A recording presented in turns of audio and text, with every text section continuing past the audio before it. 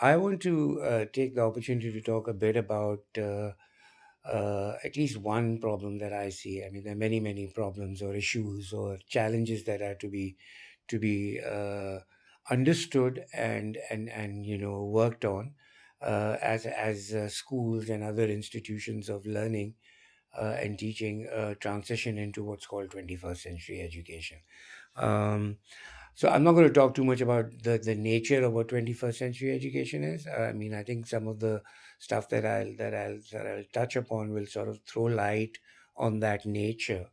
But this is not so much about what 21st century education is, as it is about some of the problems that we are likely to encounter and are encountering in transitioning to that way of learning and teaching. So I'm going to focus on pedagogy. Now, even if you were to look at, I mean, one of the reasons why folks want to move into the 21st century education domain or areas or create impact that way is because they want to do innovative things, they want to do unique things that promote things that seem to be more relevant in the 21st century education, in the 21st century environment. Now that's fine. My contention is that I mean, you can have an excellent curriculum, and you can have all sorts of bells and whistles around that to help deliver that curriculum. You can use technology to deliver it, so on and so forth.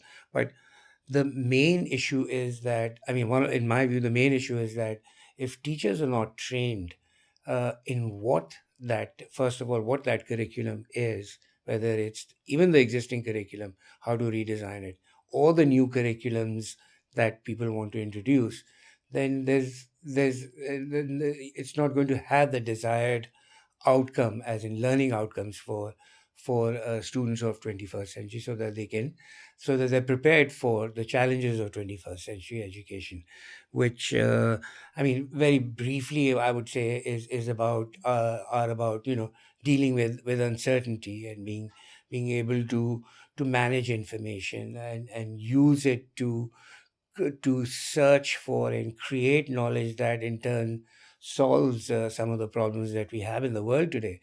And these are problems that have not just occurred overnight. I mean, they've been there for a while.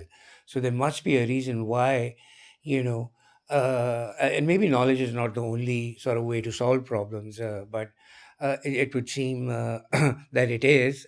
There are many reasons why teachers are not formally trained. I mean, historically, teachers' efficiency or effectiveness was really about how much content knowledge they had. So if you were a subject matter expert, whatever that means, I mean, whether you have an undergraduate degree in the subject that you intend to teach, or a graduate degree, then you were considered to be a bona fide teacher. You could become a bona fide teacher, because you had that subject matter expertise. But now, I mean, it's hard. It's not that a master's level degree will not sort of attest to the idea that you're still a subject expert, but the fact of the matter is that knowledge doubles pretty swiftly now. So it's very hard for the conventional experts to call themselves experts anymore. And that it doesn't mean that they shouldn't seek expertise. It just means that they're all like we expect our students to be lifelong learners. So are the people who are delivering that. Not just the teachers, but the leadership around the teachers and other areas of a school or a university or what have you. Um, so coming back to the teacher training thing, I mean, today in Pakistan, I mean, there are countries where it doesn't matter whether you have a PhD or whatever it is. If you don't have qualified teacher status to teach at the primary, middle, and high school levels, they're not going to let you into their school. It's that simple. But there are such barriers to entry don't exist in Pakistan right now. And if there are at the government level, people are able to circumvent them, and not much heed is paid to that. There's no penalty associated with it. I mean, it's as you would imagine in poor countries, it's just not possible to sort of enforce that. And let's say if they were to enforce whatever structure the government puts up, that in itself is not robust or updated to reflect 21st century realities. So to me, uh, let's talk about a hypothetical case where an aspiring school has all the money that it needs through investors and so on and so forth, uh, and has fantastic ideas about how to make it an interesting and enduring and fun experience, and really really go out there and have all the tools and resources to to uh, to deliver a very relevant enduring experience for the 21st century, that will stay with kids for their lives, and then enable them to do wonderful things. Um, let's say you had all that, but if you didn't have if you didn't have teachers who understood what learning theories are in the 21st century, who didn't get experience of actually planning for those things, who don't understand the who don't granularly understand the role of technology and using that technology to to make their aims and learning outcomes more effective, then you're going to fail out. It doesn't matter what sort of stuff you dump onto students. So you'll have a lot of fantastic stimuli, but you won't have the methods and the processes and the ways to ensure that it's delivered effectively and efficaciously. So I think that, teacher training, and within that, I mean, teacher training, I would say it goes somewhere within the domain, definitely within the domain of pedagogy, but there's much more to pedagogy as well. So, but within that, I think teacher training is the most important thing. So what are some of the simple things that schools can do, without a significant amount of investment? I mean, one is to, I think the number one thing is to recognize that somebody in the school ought to have some kind of a degree in education, right? I mean, it's just logical, right? So far, it's been treated as, I'm going to set up another, small and medium enterprise type business, and for which I don't really need any technical expertise. Even that's challenged in the small and medium enterprise world. But just because you have experience of teaching or of general management experience of running any other non-educational experience, non-educational institute, doesn't mean that you're ready to do this. I think, apart from the moral compulsion of having to have relevant qualifications, just because they're not being asked for doesn't mean that you should circumvent them. So there are many approaches to how to teacher train. I mean, there's many exemplars and success stories out there in the world where countries, certainly developed countries and developing also countries have set up fantastic, very effective programs, and they're pretty simple, straightforward. So, even if you look at the 20th century model of teacher training, or models of teacher training, because there are many models of training for teachers. So let's start with the onboarding one. I mean, you have whether you have a fresh graduate there, or who's teaching, or a reasonably experienced teacher who's teaching, but who doesn't have qualified teacher status, who's not formally learned educational theory and educational leadership.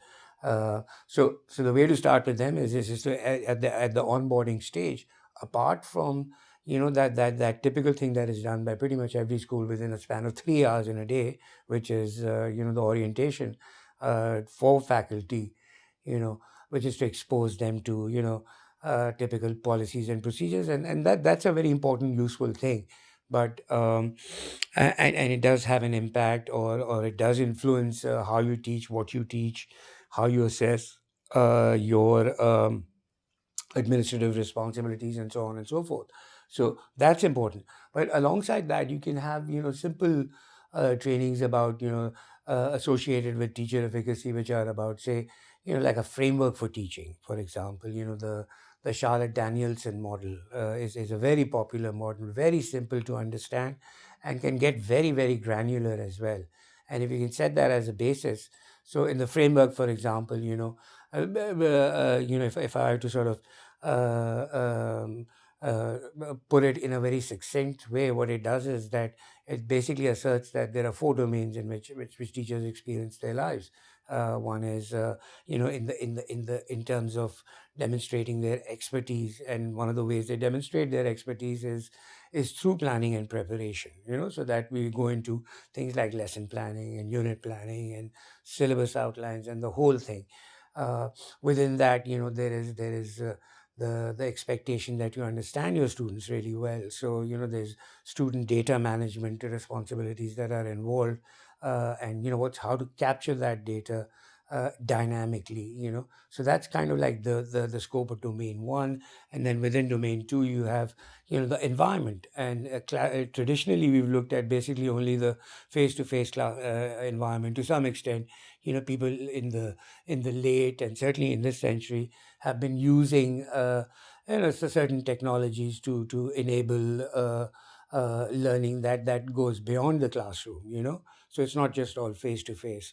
So how do you manage the classroom environment? I mean, should you even be in the classroom if you've not done your planning and preparation? So there is a sort of sequentiality when you look at when you move from domain one to domain two and so on. So domain three is about instruction and communication. This is an area where considerable work needs to be done. Uh, but putting that aside, I mean, you are at least pinpointing to a teacher, to a facilitator, that this particular domain is absolutely important. It too needs to be planned for. Okay. The fourth is the domain of professional responsibilities, right? So, okay, what is really the responsibility of the teacher? As a lifelong learner, as a lifelong supplier and facilitator of learning experiences. So, if you're not up on your game on your own initiative, leave aside what the school may provide as a structured training, then there's something wrong about that. I mean, I think you should be always looking to sort of improve the quality of your teaching. So if you're not invested, then that's a problem. The other angle in bringing this is just one simple example of a course that can be blended. It can be online, it can be face to face, it can be asynchronous, synchronous, so on and so forth. So, and it doesn't take that long, and it's not so intense that people will get too intimidated. So it's something that I would definitely put as an online onboarding sort of a course immediately. you know and then there's a follow through with that, because these kinds of courses then get aligned with teacher appraisals and that sort of stuff. So because at the end of such a course you will have students, teachers identify their kind of aspirations in what they want to do, how they want to do it, what are their strengths, what are their areas of development. So you establish a sort of an individual plan for teachers, and that's important. The other part that I was trying to get to was the idea of I mean, it's not my idea, of course, but it's communities of learning, and under the those of you know of Peter Senge, and then there are very few who wouldn't know, because I mean he's had such a substantial impact on not just education in general, but also in the corporate worlds and in the government areas as well. The notion of a learning organization. So there are certain characteristics of a learning organization that schools can also begin to sort of provide for, and that means engaging both the leadership as well as the teachers to help foster a climate and ethos of learning, where learning is valued.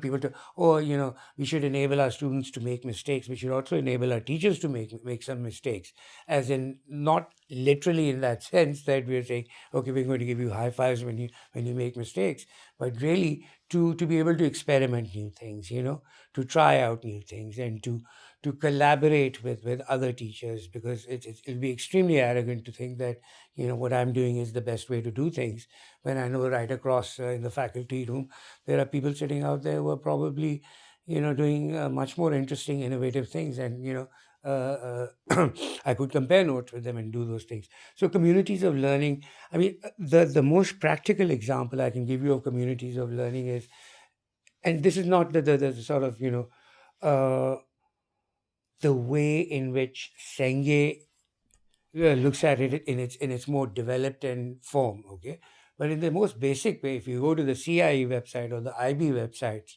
of all any of these educational assessment groups, you'll find that there is a session, there is a section there on the website which is about which has blogs, which has discussion forums. Those discussion forums are actually extremely powerful, and those are the ones that help enable or foster the idea of a learning organization or a community of learners. So there is a place where I would raise unafraidly, without sort of uh, the fear of being misjudged or of being criticized or any such thing, that I'll raise things. And this is, I'm talking at the internal level within the school, where all teachers are sort of throwing questions at each other and saying, how do I sort of, what's an interesting way to sort of teach this particular lesson? Where can I get access to such technology for teaching probability in math or whatever it is? So so those are small things, and what they require is really, you know not as much money to do as it is in terms of time and effort, and incentivizing people accordingly. So if you incentivize teachers to sort of engage in that, if you consider that as part of their appraisals, they will get involved in it. And in fact, the genuine ones will do that anyway. I mean, but I don't mean to say that the others are not genuine, but what I'm saying is that the ones who are really, really, really, heavily into their own thing, who are genuinely engaged, and who go beyond just the money part of teaching, which is not anywhere in the world is still unfortunately not very significant. So obviously people are in it for more than that. So I think that this sort of engagement of teachers into their own learning and commitments to lifelong learning is a very important initiative, and it's a cost effective initiative, and it is enduring because it contributes directly to a culture, you know so and that reinforced by formal trainings, whether they're at the online or onboarding stage or continuous trainings. These continue to sort of help uh, with the uh, with the strength of strength in terms of the quality of teachers. Obviously, at the origination side itself, I mean, when you're looking to screen for teachers as well, I mean, that's an important area to set clear job descriptions and, you know, uh, and do a better job at screening people when you get them in. So it's not just we need a simple subject teacher who can come and do this. It's much more than that. So I think those involved in the hiring and all that need to sort of put more time into that process. I mean, it's painful. It's well, painful in the sense that it takes time, but you know but it's important because you'll have more stickiness that way, likely. So there's several global. I'm going to talk a bit about how schools primarily, whether they're primary, middle, or high schools, can transition into 21st century education.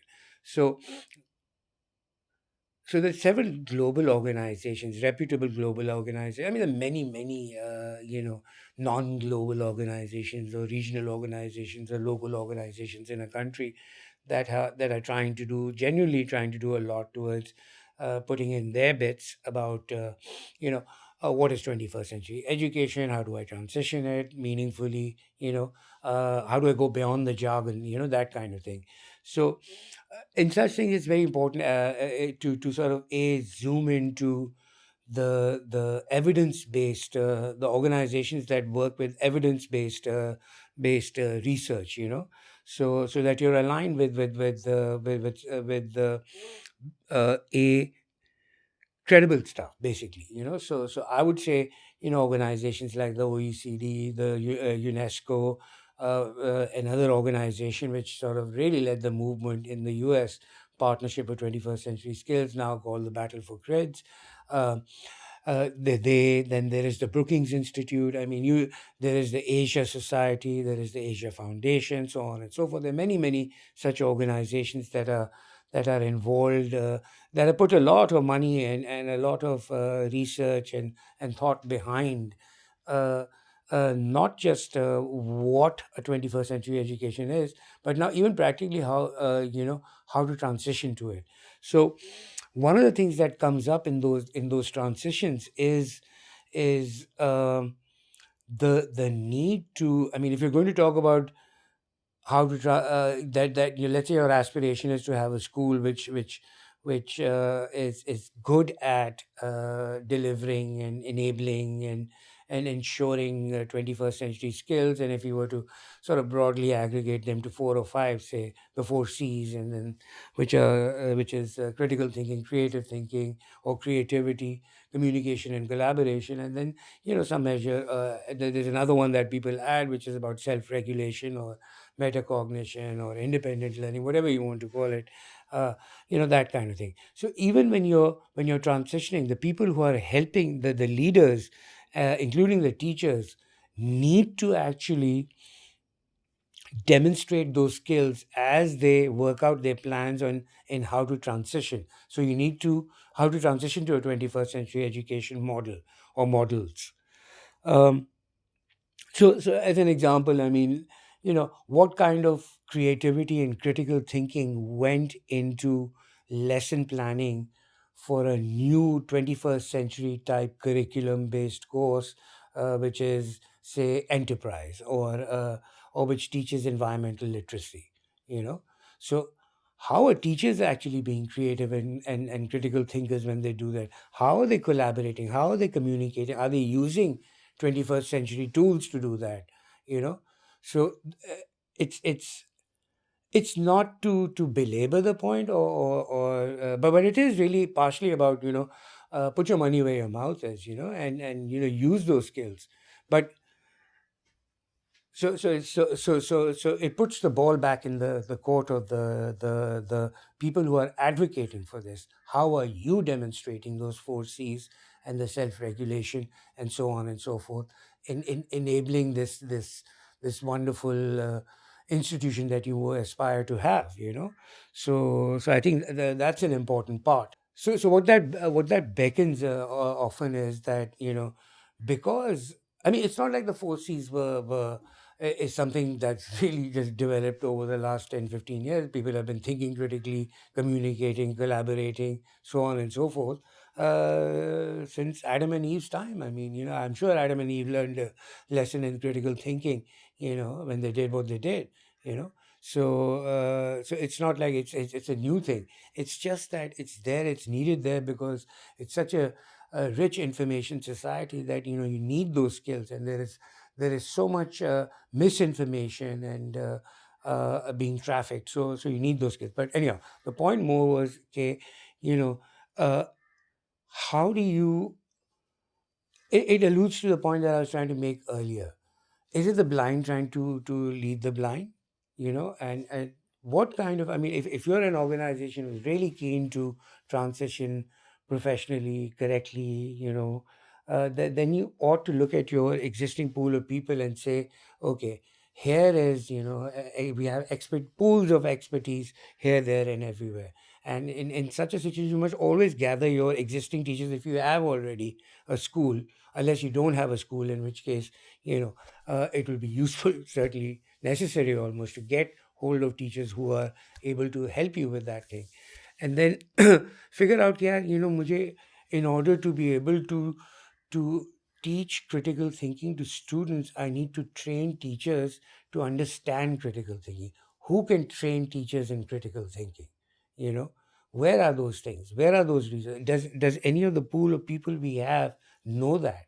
If we are saying we're going to make project-based learning a central component of our offering, whether it's from grade 6 or whatever, at whatever level you're doing that, then how many are, I mean, who is the leader of that project-based learning initiative?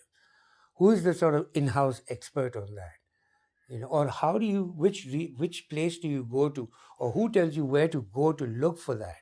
It's not as simple as getting onto Google and looking for those sorts. I mean, yes, I mean that's a way to do it, but the idea is to when you're sort of identifying your internal resources, your baseline times zero people who are with you to who are committed or who seem committed to want to try help you transition to 21st century education models, then what are the blind spots that institution has that can't be fulfilled, at least not right away, by the existing pool of people. So identify those people, get those people either on board or find ways to acquire that knowledge. But recognize it. I mean, don't be arrogant and say, it can be read about through on pieces of paper and research that's been done. I think that's extremely arrogant. um, I mean, literally, some things like the extent to which your own resources right now will make the commitment to read a 15-page document, right? If you're telling me, Fahim, go and train people on critical thinking or whatever it is, do I? If I don't have that knowledge, then do I have at least if you're saying that students should be well read, blah blah blah blah blah. So do I have that capacity to read or not? So I think those are real issues that need to go into to can you articulate in the way that you want students to articulate a presentation, or persuade a particular audience in the way that you're asserting it. So it's about putting your money where your mouth is, and being able to deliver yourself to a large extent. I mean, I think there's still very few teachers who've actually done in exam settings their own sort of external assessments that they teach for. So it's kind of coming from there. So one of the things, I mean, how could you even just work with your existing curriculum and produce learnings that are deeper, more enduring, and make your A's and A stars much more meaningful for students? You know, I think it's a simple thing that at in the one little context is that. When you get by the time you get to A levels, in fact even earlier, I think it starts at class 10, where areas of knowledge are very clearly delineated, in terms of social sciences A, natural sciences A, or humanities A, arts and so on and so forth. But I mean, that's a good way. That's been an effective way to organize knowledge, you know, uh, and I think it continues to be a good way to, or effective or a useful way to organize knowledge. But one of the drawbacks of it is that it stereotypes, labels, navigates you towards one or the other. It shouldn't have to be there. I don't think that intentionality was there when folks began to endorse the idea of creating areas of knowledge. I think they had expected or hoped that that that uh, that teachers, schools, leaders at schools will enable interconnections. So like IB is a good example, and not that it's followed at by the book at all IB schools, because not all IB schools are equal, in much the same way that not all A level schools are equal, or in much the same way that not all American high school or any other way is equal, because there are different qualities that go into it. So I would think like a simple thing, like when students come in to their first year of AS, in that first week, instead of exposing them to past papers from the word go, I think that first week should be a fairly sort of like a core program of orientation program of sorts, where at least one or two classes are spent uh, by the particular by the teachers, to actually first of all explain. Let's say I'm a economics guy, and I'm coming in, and I need to be able to explain to students the logic of that discipline. What if it's a social science? Then what makes it a social science? What is the logic of a social science? You know, What are what are the tools and ways in which social scientists do what they do? You know, how is economics? What is the big picture of economics? Every time I'm doing a topic in economics, I should know, be able to let the student know that here is the student, here is that topic, and this is the big world of economics. So if you're in macroeconomics at that time, and if you're studying whatever it is that you're studying, it should be visually apparent to the student where he is, so that they don't lose themselves either from the big picture or get too involved in the small picture that they, I mean, while they'll get granular and acquire more deeper understanding of that, but if they're not able to connect it to the bigger picture, they're going to get lost. So, what's that logic of the discipline that I'm talking about? So, economics works on certain assumptions, right? So, every subject has certain assumptions. They can be called paradigmatic assumptions, or subject assumptions, or cause and effect assumptions, or ideological assumptions, so on and so forth. So, students must always know that if we took those assumptions away, what will happen to the propositions that are being made? That's one of the best ways to teach the idea of critical thinking, because you bring in that language assumptions, types of assumptions that I just alluded to, uh, the consequences of those assumptions not holding, uh, how to hunt for assumptions whenever they read a paper outside of their economics textbooks, because textbooks are written in a certain way, you know. Um, uh, so that kind of thing. I think that, you know, a session should be made in that unit planning or lesson planning. Well, actually, not lesson planning, but unit planning that any particular subject teacher does. They must have a unit, or a module which explains that this is the logic of my discipline. That may be also a good place or a useful place for them to actually give a little career orientation as well. That if you do economics, here are the various areas that you could possibly use that knowledge, or develop certain career paths. What are the typical combinations that students make at the university level when they're studying the subject deeper, or later on in life? So economics goes very well with something like data science or AI or math or whatever it is, or finance, as people say. But it could also go very well with other subjects that are up to the creativity of the proponent, you know. So so these kinds of things will give students more clarity, and more they'll feel more empowered to do what they're doing. And this is a similar, nothing to do with, 21st century education. It just gives them more confidence to know that this is how it's done. Now, एक तो ये हो गया कि social sciences का एक approach होती है. Then they say natural sciences have a certain approach as well. The humanities have a certain approach as well. The arts folks have a certain approach as well. And then there are other categories of areas of knowledge.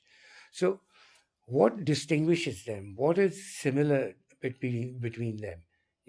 These are things that give enormous self, knowing them gives you gives the student enormous self confidence.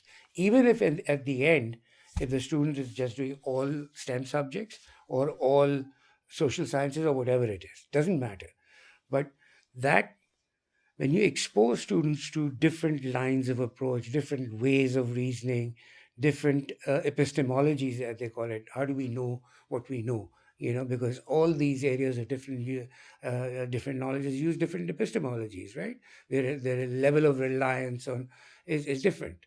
So so I think when you give that to students, then you are also enabling creativity. Because I mean, if you look at the simple theories of creativity, the by association theory of creativity, so you can take a concept of gravity and somehow be able, even in your articulation of a poem, be able to explain that. Or you can use the idea of gravity and see how it works in the biochemical mechanisms of the human anatomy. you know I mean, it's done to some extent, I'm sure, but when you start making these connections explicit, then the knowledge gets deeper, more enduring.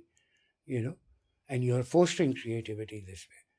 You can have challenges between, you can explain, I mean, uh, you create teaching moments when you do these sort of things, and it doesn't take up that much class time. I mean, all I'm saying is one class in the beginning to orient the kids, and then students will automatically get engaged and say, oh, okay, yaar, ye to badi thinking type class hai. So, and then it's up to the prowess of the teacher in how they've planned for other delivery of their course to to to keep exciting that big picture and the logic of the discipline.